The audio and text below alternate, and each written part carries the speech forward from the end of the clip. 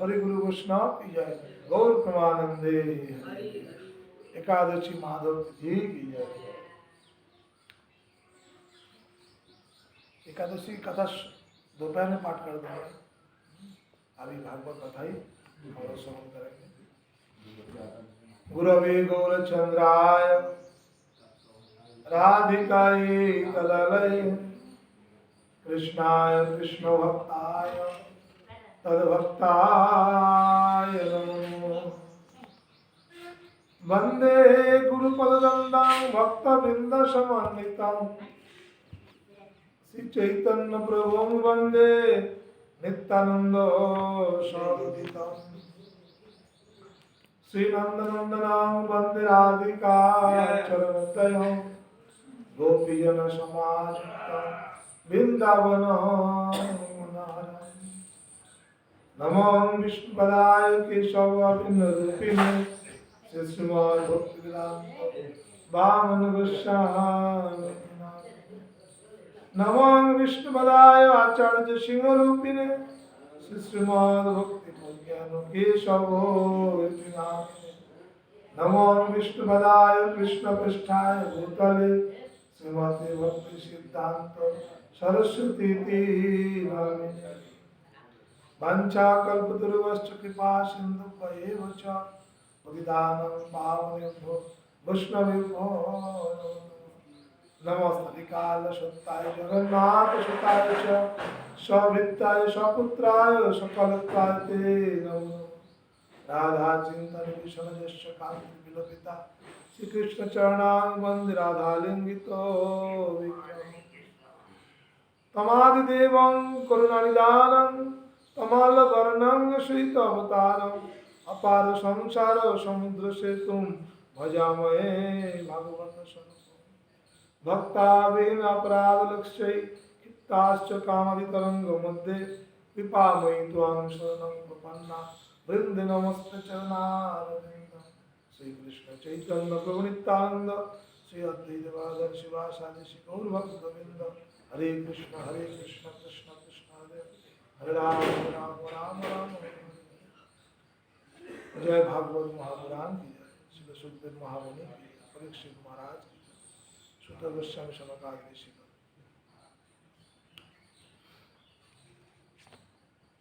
काल हम लोग श्रवण कर रहे थे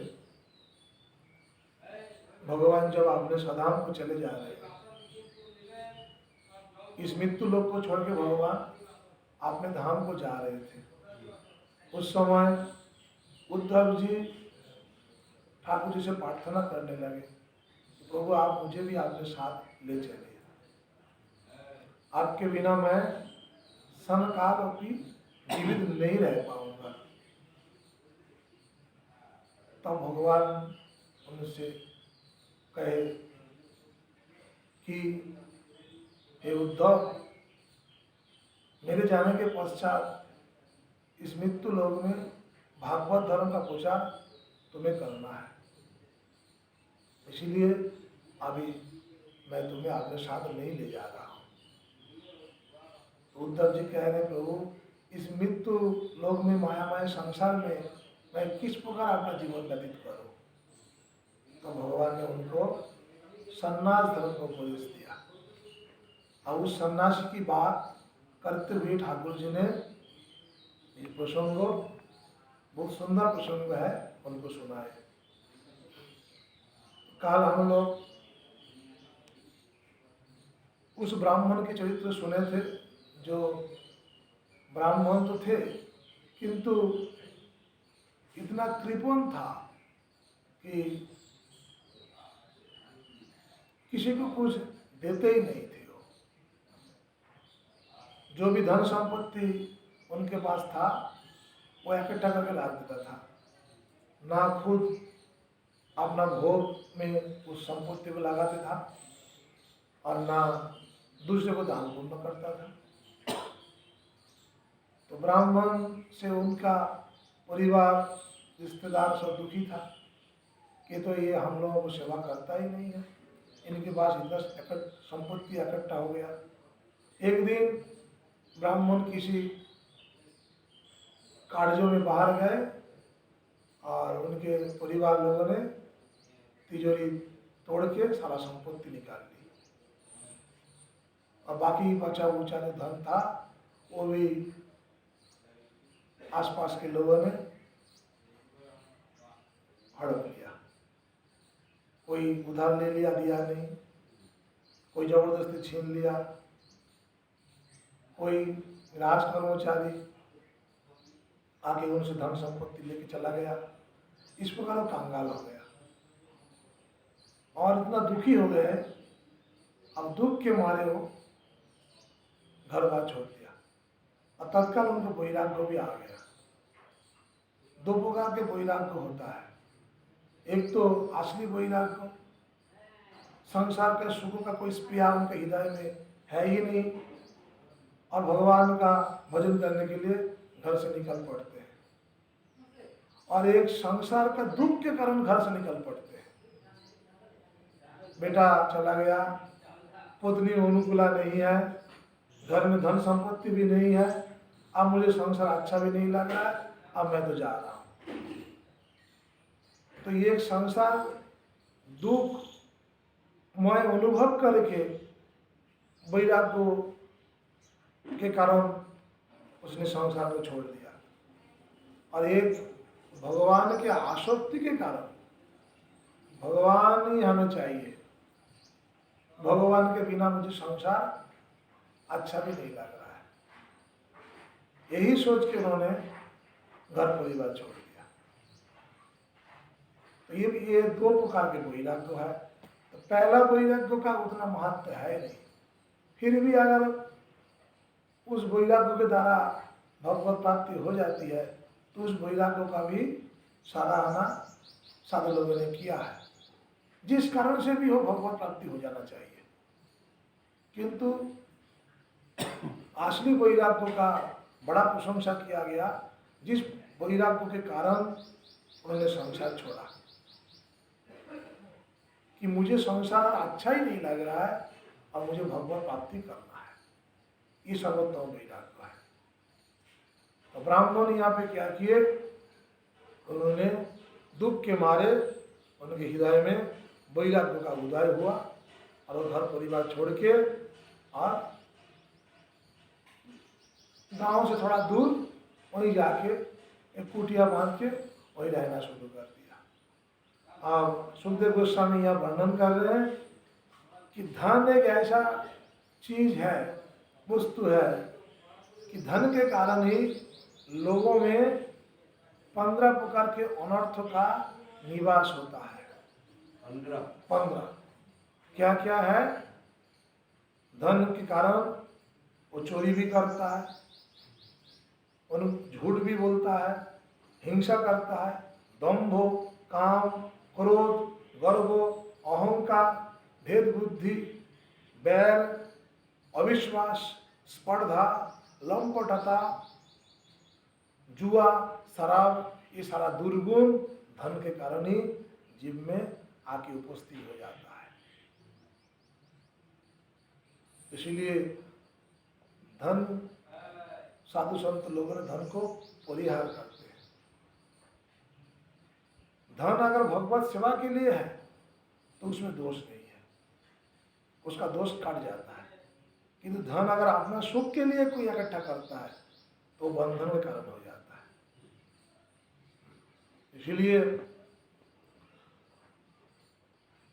धन के मारे जीव निरंतर परिश्रम करता है, धन इकट्ठा कर ली और इकट्ठा करने के पश्चात उस धन को संरक्षण करने में भी डर है, न जाने चोर डाकू आके इस धन को लूट के ना ले जाए, और खर्चा करने में बहुत ही कष्ट है। धन खर्चा करने में कष्ट है, तभी तो बाजार में जाके बार्गेनिंग करता है, थोड़ा कम कर लो भैया, इधर से नहीं उधर से खर्चा करो। धन को सोच समझ से खर्चा करता है। तो धन कमाने में भी कष्ट, बचाने में भी कष्ट, खर्च करने में भी कष्ट, तीनों अवस्था में धन दुखी देता है। इसलिए साधु संत लोग इस धन को परिहार करके एकांत में निष्किंचन होके, अकिंचन होके, सुदामा विप्र की तरह अपना जीवन बिताता है। और जिन्होंने मठ मंदिर भगवान विग्रहों का जिम्मेदारी लिया है, उनके लिए धन भगवत सेवा के लिए वो राग देता है कि नहीं, मुझे इस धन के द्वारा भगवान की सेवा करना है, भगवान की भक्तों की सेवा करना है, भगवान की भक्तों को सेवा बढ़िया करने के लिए आगे इस धन को हमें इस जगह पे लगाना है। इसीलिए वो धन का संचय करता है। धन में इतना दोष है देखिए, फिर भी इस धन के पीछे एक ऐसा महात्मा भी हुए जिन्होंने धन के लिए लोगों को मार भी दिया है। जिस धन में इतना दोष है, भगवान कह रहे धन कमाने में भी कष्ट है, बचाने में भी कष्ट है, धन खर्च करने में भी कष्ट है, धन के पीछे, संपत्ति के पीछे 15 प्रकार के दोष अनर्थ विराजमान रहता है, या आ ही जाता है। इसलिए धन से बचते रहो। एक तरफ ये भी कह दिया, दूसरी तरफ एक साधु संत ऐसे भी हुए जिन्होंने धन के पीछे हजारों लोगों को मार दिया। धन के लिए उन्होंने चोरी भी किया, धन के लिए उन्होंने झूठ भी बोले, लोगों से उन्होंने जबरदस्ती छीन भी लिया है। वही तो साधु है, वही असली साधु है, क्योंकि उनके हृदय में भगवान की मंदिर विग्रहों की प्रतिष्ठा के लालसा के अलावा कुछ भी ना थी, कोई वासना थी ही नहीं उनके हृदय में। उनका नाम है तिरुमंगई आलवर। तिरुमंगई आलवर रामानुज संप्रदाय में दीक्षित थे। रामानुज संप्रदाय के पूर्व आचार्य उसी परंपरा में ही है। रामानुजी संप्रदाय में वो लगे थे, इसीलिए रामानुज संप्रदाय के पूर्वजों में है। उनका नाम है तिरुमंगई आलवर। दक्षिण में जो रंगनाथ मंदिर है, उस मंदिर को जीर्ण उद्धार के कार्य में वो लग गए थे साधु महाराज। उन्होंने एक दिन जाके देखे कि यार ये मंदिर एकदम से झुरझुरा हो गया, ईंट कहीं निकल के जा रहा है, चूना गिर रहा है, वो तो वहाँ पे दीवारों पे अश्वत्थ का वृक्ष वहाँ पे जन्म ले लिया, सांपों का बसेरा हो गया, पक्षी चिड़िया का घोंसला उस मंदिर में है, वहाँ समय के साथ पूजा भी नहीं होती उस मंदिर में, और धन संपत्ति वाले लोगों ने बड़े धन संपत्ति का यश आरंभ कर रहा है। तो उन्होंने उस मंदिर का बहुत भव्य सेवा के लिए, बढ़िया सुंदर बनाने के लिए लोगों से साहाय्य प्रार्थना की। किसी ने उनके कुछ ना सुना, कार्य यार ये ढंगी है, पता नहीं कहाँ लगा के क्या करेगा, किसी ने दिया ही नहीं। अब उन्होंने अपने 4 चेला को तैयार किया। 4 चेले को बोल दिया, जिस तरह से भी हो सके धन लेके आ जाओ, सोना चांदी जहर हीरे डायमंड जो भी है लेके आओ। तो कैसे लेके आओगे? चोरी करके लेके आओ, डाका डालो, मारपीट करो। और 4 सिद्धियां था। और उन 4 शिष्यों में 4 खूबियाँ थी। क्या खूबियाँ थी? एक जो जल के ऊपर से जा सकता था, जल के ऊपर से चल सकता था। दूसरा व्यक्ति तिजोरी में फूल लगाएगा तो तिजोरी खुल जाएगा। तीसरा व्यक्ति किसी के परछाई को स्पर्श करेगा तो वो वहीं पे खड़ा रह जाएगा। और चौथा, किसी से अगर वार्तालाप शुरू कर देगा, उस बात को जाल में उसी को फंसा के रख देगा। और 4 जन चले गए। जैसे तिजोरी में फूंक मारा, तिजोरी खुल गया, सारा संपत्ति इकट्ठा करना शुरू कर दिया। सिपाही आ गया, लोग आ गया, क्या हुआ क्या हुआ, क्या कौन हो, चोर चोर। उसने उनके साथ झगड़ा शुरू कर दिया। क्या चोर चोर, हम लोग अपना संपत्ति ले रहे हैं, इतना संपत्ति कैसे हो गया? अरे ये तो हमारा ही है। ऐसे उसके साथ वार्तालाप शुरू कर दिया, उस वाक्य में वो फंस गया। आगे दूसरा आके उसे परछाई में फंस कर दिया, वो वहां से हिल भी नहीं पा रहा। अब जल पार करके राजा महाराजा को महल में जाना पड़ता था। उस समय की बात है। राजा महाराजा अपना महल के चारों तरफ खुदाई करके वहाँ पानी भर के रखते थे, जिससे शत्रु अचानक आके उसकी अटली पर ना चढ़ पाए। चारों तरफ जल का परिका होता था। अब उस जल को पार करे, कैसे पार करे? तो चार जन एक दूसरे का हाथ पकड़ लिया, और जो जल के ऊपर से चलता था, जाने की सिद्धि रखता था, उसी का हाथ पकड़ के सब पार हो गया। चोरी करके, डाका डाल के, झूठ बोल के, उधार लेके धन संपत्ति इकट्ठा किया करके, और उस मंदिर को बनाया। रंगनाथ मंदिर दक्षिण में है, देखे होंगे आप। वो मंदिर बहुत बढ़िया मंदिर बनाया तिरुमंगल आलवर। तो उन्होंने जब मंदिर 80 साल में उन्होंने मंदिर को प्रकाश किया।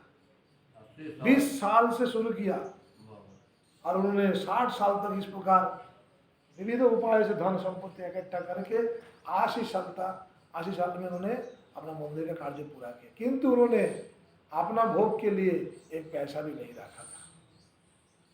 सारे पैसा, धन संपत्ति, जो चोरी का माल है, सब भगवान का सेवा में लगाया। चोरी का माल को पचाने का ताकत एकमात्र भगवान में है, और वही ग्रहण कर सकता है और कोई नहीं ले सकता। ऐसा है कि चोरी ना करके भगवान का सेवा करना चाहिए। किंतु अगर उनके हृदय में अगर कोई भी इच्छा भी ना हो और सही उपाय से धन संपत्ति नहीं आ रही है, धन इकट्ठा नहीं हो रहा है, तो गलत रास्ता चुनने में दोष भी नहीं है। भगवान के लिए किए हुए पाप भी पुण्य कहलाता है। इसीलिए किंतु अपना सुख के लिए अगर धन कमाता है, चोरी करता है, वो पाप ही पाप है। तो यहाँ पर वो ब्राह्मण की बात करते हुए ये सारी कथा आई। इसीलिए कल्याणकामी पुरुष को चाहिए कि स्वार्थ और परमार्थ विरोधी अर्थ नामधारी अनर्थ को दूर से ही छोड़ दे। देखो, जो कल्याणकामी पुरुष अपना मुक्ति चाहता है, भगवत भजन जो चाहता है, ऐसे व्यक्ति को क्या चाहिए कि वो परमार्थ विरोधी ये अर्थ को बहुत दूर से त्याग दे। ये अर्थ अनर्थ का मूल है, दूर से ही छोड़ दे। तो फिर आप बोलोगे कि इतना अगर अर्थ में दोष है तो साधु संत अर्थ क्यों लेते हैं, मठ मंदिर क्यों बनाए? उसी में मठ मंदिर भगवान का सेवा पूजा करने में कोई दोष नहीं है, किंतु उस अर्थ के द्वारा अपना भोग की व्यवस्था बनाना दोषाभाव है। अब इसमें एक उदाहरण देने से आप समझ जाएंगे। एक व्यक्ति कह रहा मैं पैसा नहीं लूंगा, भंडारा नहीं खाता हूं, भंडारा का दक्षिणा भी नहीं लेता हूं। कोई मठ में आए, प्रणामी लीजिए, नहीं हमें नहीं चाहिए, मैं किसी के पास ऋण नहीं होना चाहता हूँ, किसी कुछ लेता ही नहीं हूँ। बड़े सज्जन व्यक्ति है, चलो अच्छा बात है, तुमने लिया। दूसरे ने क्या किया, भंडारा किया, दक्षिणा नहीं दिया। कब देगा दक्षिणा? बस लालच के मारे बार बार दक्षिणा की तरफ उसका ध्यान जा रहा है। जैसे दक्षिणा दिया, बस उसी से उसने अपना बहुत बढ़िया जूता, चप्पल, कपड़ा, मकान खरीद लिया, कुछ जो भी इसमें से संभव हो सकता है। और तीसरा व्यक्ति क्या किया, ना उनको धन अपने के लिए चाहिए और ना उसको उपेक्षा भी उसने किया। अब वो जो दक्षिणा मिला, उस दक्षिणा से रसगुल्ला, मिठाई, पकवान खरीद के लेके आया, भगवान को भोग लगाया, अब ब्राह्मण वैष्णव को सेवा दिया। और तीनों में उत्तम कौन हुए? एक जन ने तो लिया ही नहीं, तिरस्कार कर दिया, मुझे नहीं चाहिए, तो उस बंधन में पड़ा नहीं। दान लेने से, किसी से कुछ धन लेने से उतना परिमाण में अपना परमार्थ भी देना पड़ता है, अपना साधन का अंश उसे देना ही पड़ेगा। तो इसीलिए उसने लिया नहीं, अपना साधन अपने पास उसने सुरक्षित रखा। और दूसरा व्यक्ति क्या किया, धन संपत्ति लेके बाजार से जाके अपना बढ़िया कोट टाई जूता चप्पल खरीद के लेके आ गया। और तीसरा व्यक्ति क्या किया, उसने पैसा लिया, धन दक्षिणा का धन लिया, लेके भगवान के लिए फूल लेके आया, फूलों की माला बना दी। तीनों में उत्तम कौन है? जो भगवान के सेवा के लिए उस पैसा कर लिया। आपने पैसा नहीं लेते, बहुत बड़ी बात है, अच्छी बात है, पैसा नहीं लेते आप, किंतु जो पैसा लेके भगवान की सेवा किया वो तो आपसे भी और बढ़िया है। क्योंकि उनसे अगर पैसा ना लेता तो उसका पैसा उसके पास ही रह जाता, और उस पैसे से वो क्या करता, भोग विलासी करता। तो उसने उनसे दक्षिणा भी लिया, और उस दक्षिणा के द्वारा उसका भी कल्याण किया, भगवान का भी सेवा किया, अपना की अपना समाज का महापुरुष ये हमारे लिए तो यही है। जो गुरुवर्ग हमारे पहाड़ की गुफा में जाके भजन कर सकते थे, जिन्होंने अपना कुछ ही उनका आवश्यकता थी नहीं किसी वस्तु की, किंतु उन्होंने मठ मंदिर ये दालान कोठा बनाया इसीलिए कि ना परवर्ती समय में साधक जी भी यहाँ के भजन करेंगे। ठाकुर जी का साधन भजन करने के एक माध्यम व्यवस्था बना दिया, नहीं तो उनका तो कुछ चीज जरूरत ही नहीं था। वो तो जाके पहाड़ के गुफा में भजन कर सकते थे। प्रभुपाद जी को कुछ चाहिए ही नहीं था। रघुनाथ दास गोस्वामी को आप क्या क्या देंगे? रघुनाथ दास गोस्वामी में कुछ चाहिए ही नहीं है। एक दोना माठा से उनका पूरा दिन चला जाता है, वो भी 2-3 दिन छोड़ के लेते थे। तो उनको आप क्या सेवा करेंगे? किंतु उन्होंने अगर कोई संपत्ति ली भी है तो भगवान के सेवा के लिए।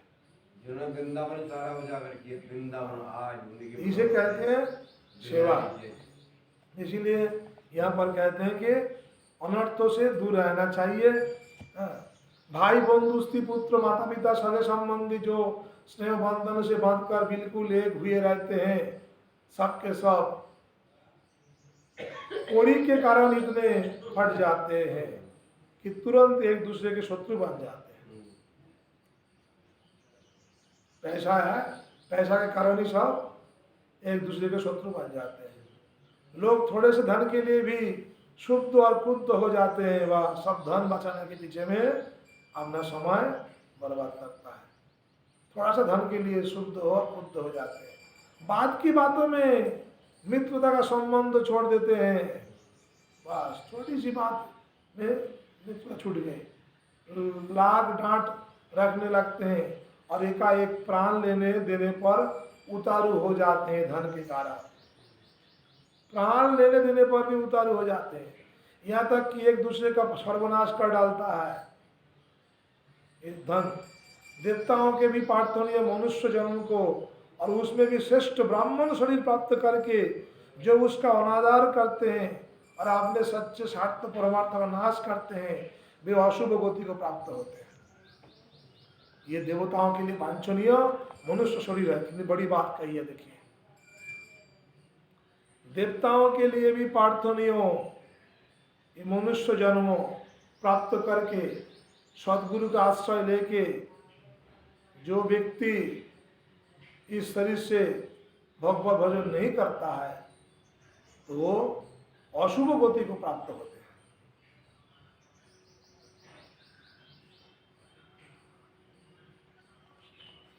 शरीर मोक्ष और स्वर्ग का द्वार है।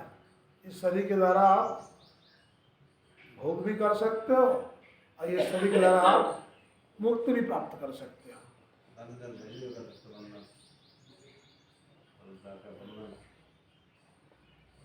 इसको पाकर भी ऐसा कौन बुद्धिमान मनुष्य है जो अनर्थ के धाम धन के चक्कर में फंसा रहे। अनर्थ के घर पाया है, धन है, और धन के पीछे हमें 4 लाख मिल जाता तो मैं कुछ बढ़िया बना लेता। मिला नहीं तो अच्छा ही हुआ है, मिलता परेशानी हो जाती है।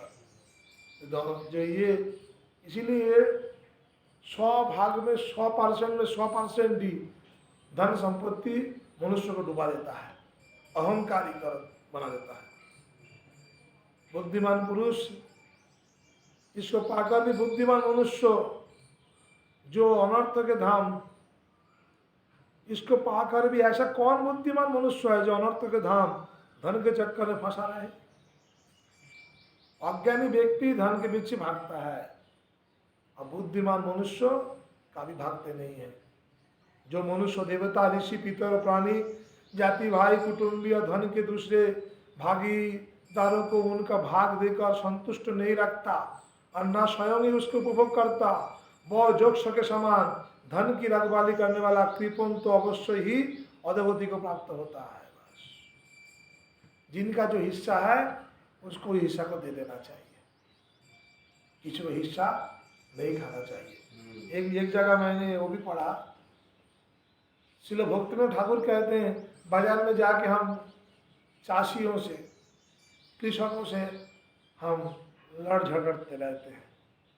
वो कहेगा 10 रुपये किलो, मैं बोलूँगा 4 रुपये किलो ले ले, 6 रुपये किलो ले ले, कुछ कम कर। भक्तिनाथ ठाकुर कहते हैं ऐसा मत करो, उनकी जो परिश्रम का अर्थ है वो दे दो। ये देखो कि वो अपना मेहनत से ज़्यादा ना ले, उनसे कम करने का प्रयास ही मत करो। भाई वो 2-4 रोटी उसको चाहिए, परिवार उनको पालना भी है। बड़ा मेहनत करके वो खेती बाड़ी करके सब्जी लेके आया, अब तुम उनके साथ भैंसबाजी कर रहे, कम ले, कैसे भी हो कम करके लेके आ गया, सोचता है मैं बहुत लाभ करके आया। अब बेचारी क्या करेगा, बेचारा देखेगा मेरा माल बिकेगा नहीं, चलो मेहनत ही नहीं होता है, मेहनत का फल ही नहीं उठता है। जितना मेहनत किया है उसी के अनुसार परिश्रम का फल नहीं मिलता है, तब भी 5 रुपये किलो दे के चला जाता है। पड़ा रहेगा कौन खाए। जब फूल गोभी पत्ता कभी होता है तो देख लेना, चाषी जो खेती से उठाने का जो पैसा है वो भी उसको मिलता नहीं है। सारा दिन में 400 रुपये लगा के एक ट्रैक्टर उसने पत्ता गोभी उठाया, कितने में बेचा? 500-600 रुपये में बेचा। 100 रुपया 600 रुपये लाभ होगा, 100-100-200 रुपये लाभ। क्या करेगा बेचारा? सो चलो कोई बात नहीं, हमारा मुनाफा तो हुआ ही नहीं, पड़े बेकार रह जाएगा, तो 100 के चक्कर में बेच दूँ, 200 के चक्कर में जो भी आया। अब उसी में भी हम जाकर कहते हैं जो 10 रुपये किलो 4 रुपये किलो ले, वो अगर 6 रुपये बोलेगा तो हम 5 रुपये बोलेंगे, वो अगर 5 बोलता है तो हम 4 बोलते हैं। ये भक्तिनाथ ठाकुर कहते हैं जिनका जो परिश्रम का अर्थ है उसे दे दिया करो, उसी से तुम क्या कर रहे हो।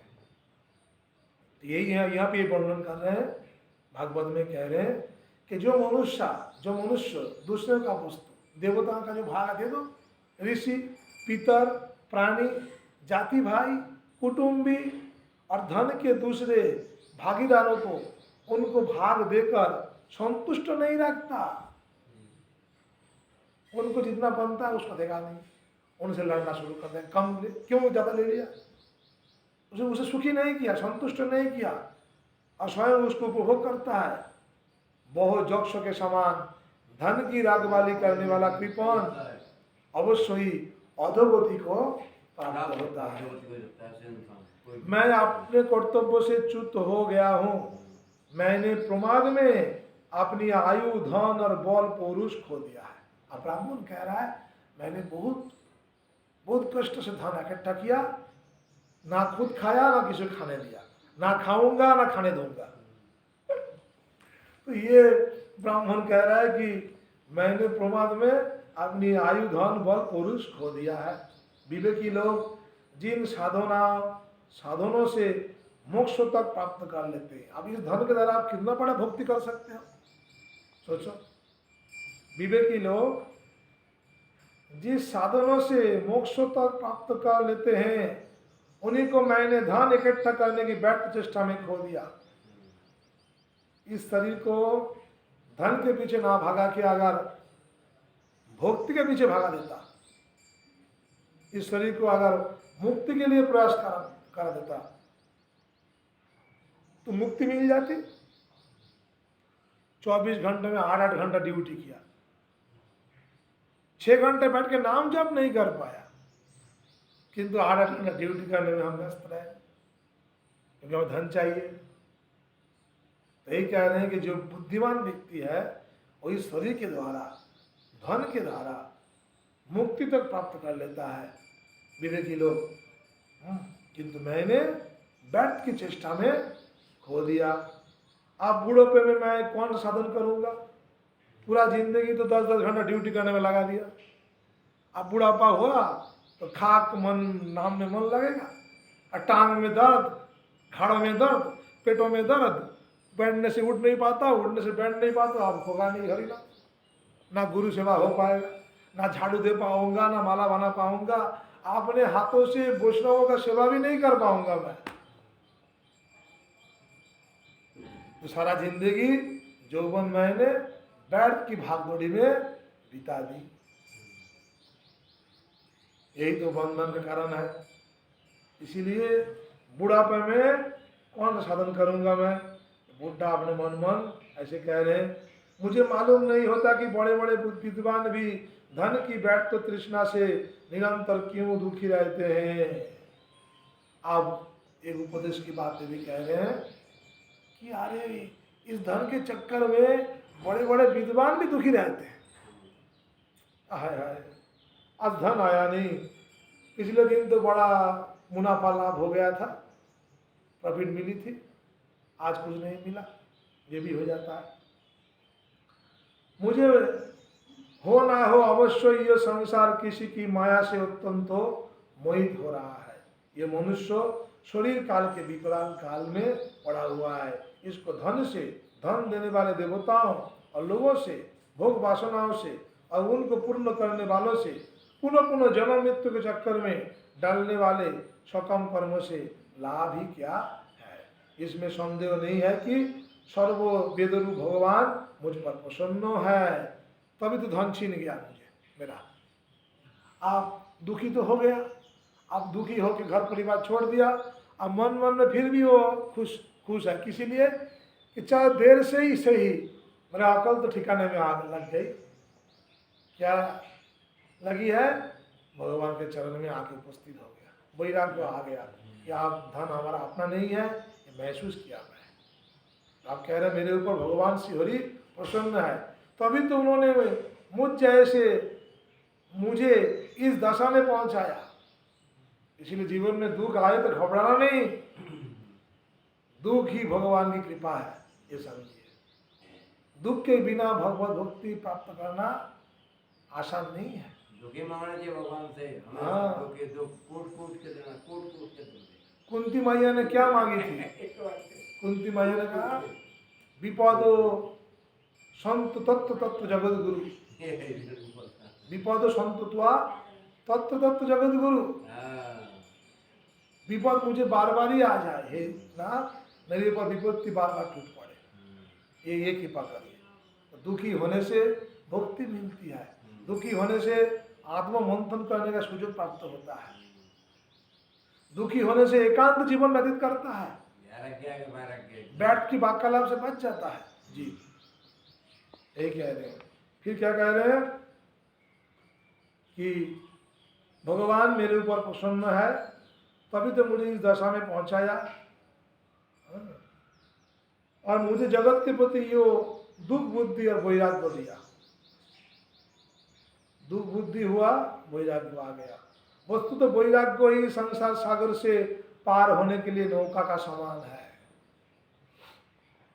मैं अब ऐसी अवस्था में पहुंच गया हूं, यदि मेरी आयु शेष हो तो मैं आत्मो लाभ में ही संतुष्ट रहकर अपने परमार्थ के संबंध में सावधान हो जाऊंगा, और अब जो समय बच रहा है उसमें अपने शरीर को तपस्या के द्वारा सुखा डालूंगा। तीनों लोगों के स्वामी देवगण मेरे ऊपर मेरे इस संकल्प का अनुमोदन करे। अभी निराश होने की कोई बात नहीं है, क्योंकि राजा खट्टांग ने तो 2 घड़ी में ही भगवत धाम की प्राप्त कर ली थी। राजा खट्टांग ने 2 घड़ी में ही भगवत धाम की प्राप्त कर ली थी। इसलिए चलो देर से ही भली मेरा बुद्धि ठिकाने लग गई। उद्धव जी, उस उज्जैन निवासी ब्राह्मण ने मन ही मन इस प्रकार निश्चय करके मैं और मेरे पन की गांठ खोल दी बस। और उसने शांत होकर मौनी सन्यासी हो गया बस।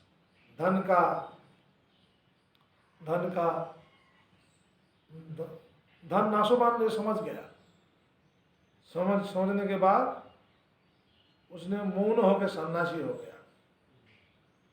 अब उसके चित्त में किसी भी स्थान, वस्तु या व्यक्ति के प्रति आसक्ति ना रही। घर बार छोड़ दिया, अपने ही मौन इंद्रियों प्राण को वश में कर लिया। बहु पृथ्वी पर स्वच्छंद रूप से विचरने लगा। बहु भिक्षा के लिए नगौरा गांव में जाता अवश्य था, परंतु इस प्रकार जाता था कि कोई उसे पहचान ना पाता था। अब वो ब्राह्मण क्या करता था? सन्यास जीवन वो अपनाया। भिक्षा के लिए गांव में जाता था, कोई उसे पहचान ना पाता था।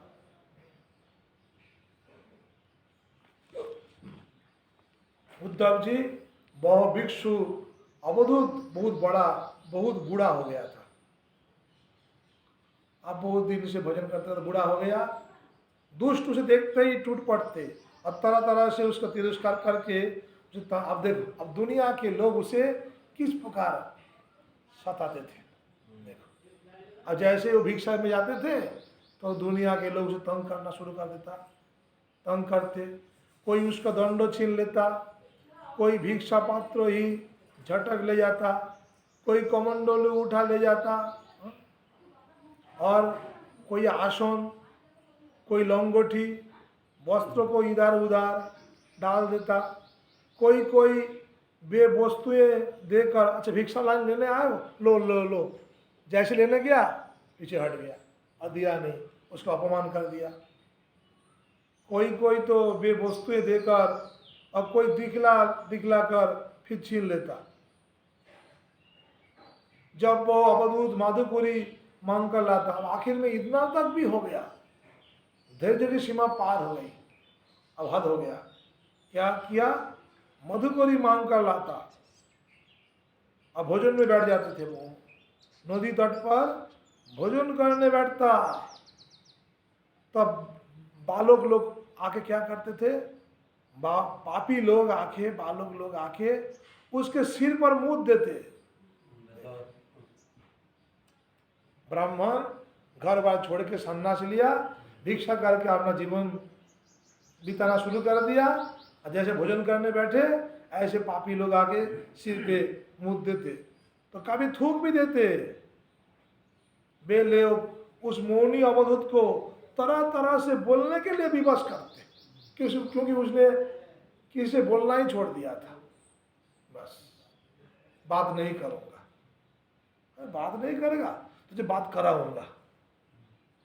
वो बोलते भी नहीं थे, तरह तरह से बोलने के लिए विवश करते। और जब वह इस पर भी ना बोलता तब भी उसने कुछ नहीं कहा। भैया देखो, हद हो गई भाई। कोई भोजन करने बैठे और तुम उसको इस प्रकार तिरस्कार करो तो क्या करना चाहिए भाई? कोई उठ के उसे बोले भाई क्यों कर रहा है तू? उसने कुछ कहा भी नहीं। इस पर भी ना बोलता तो उसे पीटते मारते तक भी आ जाते। देखो, उसको डंडा से पिटाई भी करता। कोई उसे चोर कर डांटने डपटने लगता, अरे तू चोर है, ऐसे झूठ मूठ के आरोप लगा देता। कोई कहता इसे बांध लो, और फिर उसे रस्सी से बांधने लगते। कोई उसका तिरस्कार करके इस प्रकार ताना कसते कि देखो देखो, अब इस कृपण ने धर्मों का ढोंग रचा है। जो उन्हें पहचानते थे, अरे इतना दिन तो बड़ा बनियागिरी किया, अब धन छीन गया, धन हड़प लिया, अब झूठ मूठ के साधु बन के भीख मांग रहा है। इस प्रकार उसे ताना मारते। धन संपत्ति जाती रही, स्त्री पुत्र ने घर से निकाल दिया, तब इसने भीख मांगने का रोजगार बना लिया। ओहो देखो तो सही, ये मोटा तगड़ा भिखारी धैर्य में बड़े भारी पर्वत के समान है, मांग के काम करके नहीं खा सकता। तगड़े तो हो आप।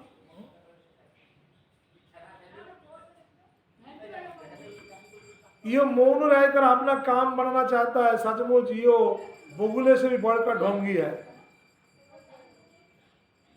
ये बगुले से बढ़कर ढोंगी है।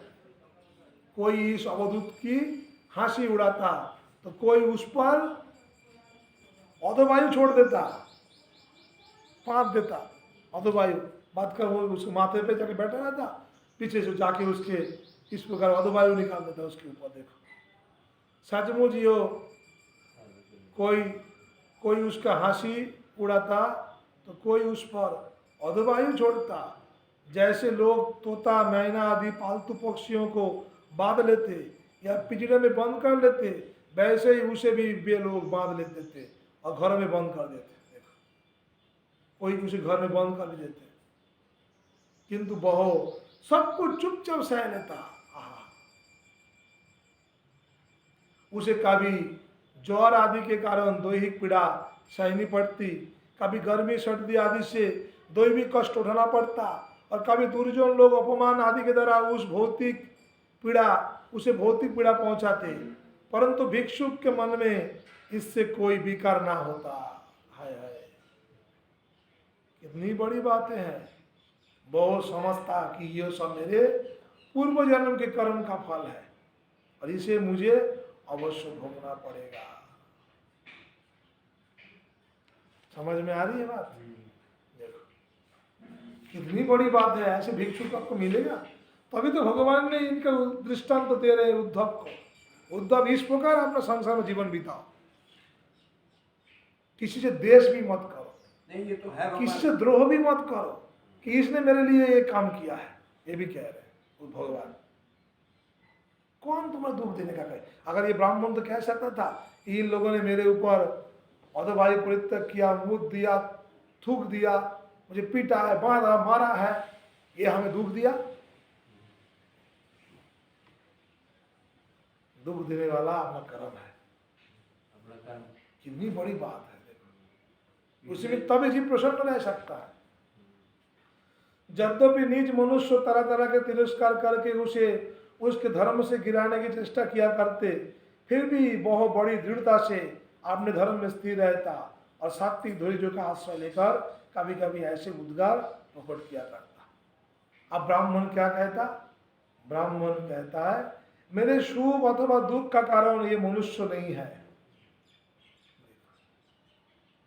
मेरे शुभ अथवा दुख का कारण ये मनुष्य है, ना देवता है, ना शरीर है, और ना ग्रह है, ना कर्म है, ना काल है।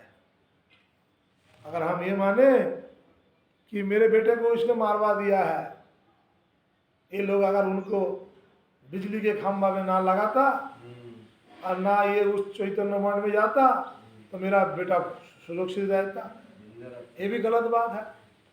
उसकी आयु उतनी ही थी, वो जाने वाला था। किसी को वो दोषारोप मत करो, दोषारोप करना भी गलत बात है।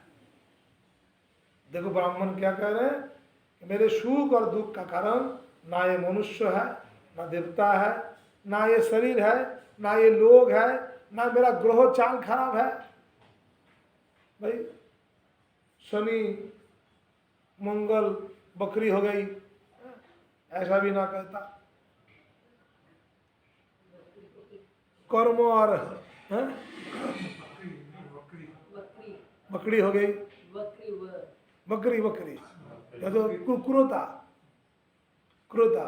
तो ये हमारे ऊपर दुष्ट इस प्रकार के ग्रह के कारण मेरे ऊपर सब आ रहा है, ऐसे भी ना है। कर्म एवं काल आदि है। श्रुतिया और महात्मा जन मन को ही इसका परम कारण बताते हैं। आप क्या आखिर में सार क्या है और दुख का कारण क्या है? महात्मा जो हम कहते हैं मन ही सब दुख का कारण है। मेरा मन ही मेरा दुख का कारण। अपना मन को कोस रहे हैं। मेरा मन ही आशा किया था, वो आशा सफल हुआ नहीं, इसीलिए मेरा मन ही मुझे दुख सदा दुख दे रहा है।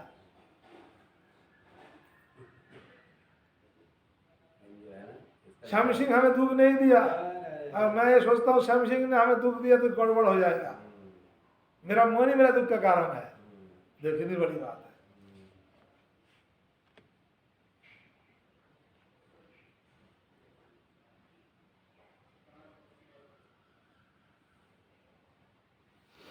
सचमुच ये मन बहुत बलवान है, इसी ने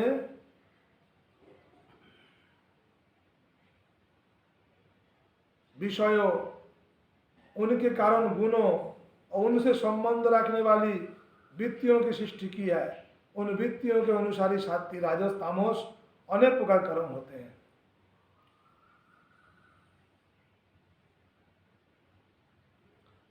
इस प्रकार ब्राह्मण ने अपना मन को ही दुख का कारण विचार किया। मन बहुत बड़ा शत्रु है, सबसे बड़ा शत्रु मन है। तब ब्राह्मण ने क्या किया?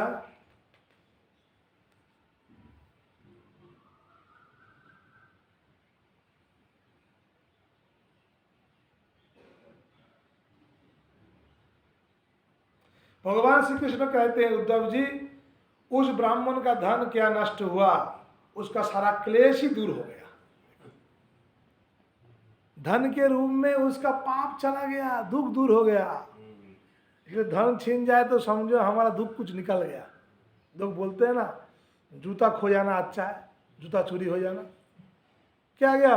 मंदिर में गया था, मेरा टाटा बाटा का चप्पल चोरी हो गया। चोरी हो गया, तेरा दुख लेके चला गया, अच्छा ही हुआ है। किंतु ये माने कितने लोग? इसको मान नहीं पाते हैं लोग। अरे मानने पर भी बहुत दुखी होता है। हाय हाय, काल ही खरीद के लेके आया था, बाटा कंपनी का 1200 रुपये का चप्पल था वो, किंतु तसल्ली उनको तो होती नहीं है। वो मन में दुखी हो जाता है कि हाय हाय, मेरा चप्पल चला गया। उद्धव जी, उस ब्राह्मण का धन क्या नष्ट हुआ? उसका सारा क्लेश ही दूर हो गया। अब वो संसार से विरक्त हो गया था और सन्यास लेकर पृथ्वी में विचर रहा था। यद्यपि दुष्ट ने उसे बहुत सताया, फिर भी वह अपने धर्म से अटल रहा, तनिक विचलित ना हुआ। उस समय वह मौनी अवधूत मन ही मन इस प्रकार का गीत गाया करता था, उद्धव जी, इस संसार में मनुष्य का कोई दूसरा सुख या दुख नहीं देता, यह तो उसका चित्त का भ्रम मात्र है। वाह, कितनी बड़ी बात है। मनुष्य का कोई दूसरा सुख या दुख नहीं देता, बहुत उसका चित्त का भ्रम है। ये सारा संसार और इसके भीतर मित्र उदासीन शत्रु के भेद अज्ञान कल्पित तो है। इसलिए प्यारे उद्धव, अपनी वृत्तियों को मुझ में तन्मय कर दे। कह रहे भगवान उद्धव को, कह रहे उद्धव, अपनी वृत्तियों को मुझ में तन्मय कर दो और इस प्रकार अपनी सारी शक्ति लगाकर मन को बस में कर लो और फिर मुझ में ही नित्य युक्त होकर स्थिर हो जाओ। बस सारे योग साधना का इतना ही सार संग्रह है। सारा धर्म का, सारा साधना का एक ही तात्पर्य जो है, अपना मन को मारना। जिन्होंने अपने मन को बस कर लिया, उसने साधन पूरी कर ली। साधना पूरी कर ली। साधना अगर नहीं की तो मन बस में होगा नहीं। माला जपने का फल भी मन को बस करना है। प्रारंभिक शुरुआत में योग करो, कर्म करो, तपस्या करो, सबका एक ही फल है कि मन को बस में करो। मन बस में तो है ही नहीं। यो भिक्षु का गीत क्या है? मूर्तिमान ब्रह्म ज्ञान निष्ठाई है, जो पुरुष एकाग्र चित्त से इसे सुनाता और धारण करता है। अब भगवान क्या कह रहे हैं? इस इतिहास को जो व्यक्ति सुनता, सुनाता और धारण करता है, वो कभी सुख दुख आदि द्वंद्व के बस में नहीं होता।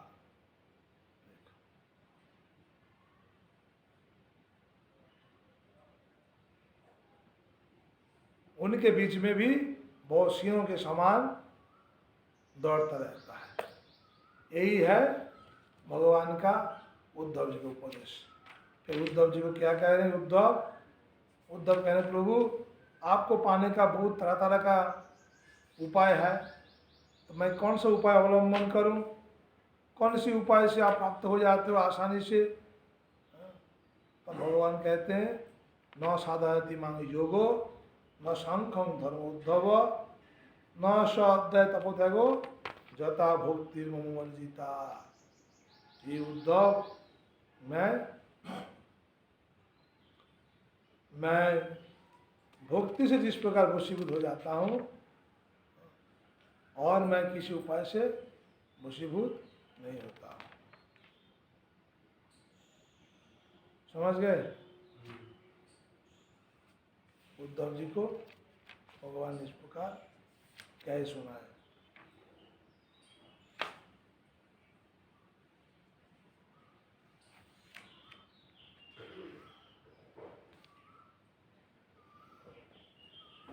उद्धव जी यह मनुष्य शरीर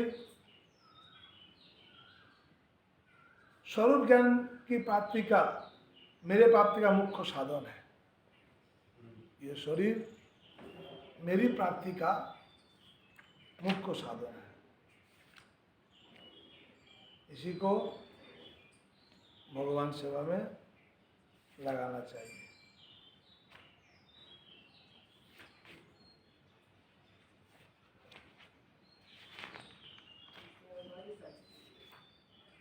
चलो आज यहाँ तक रहे, बाकी लोगों को फिर बुलाओ,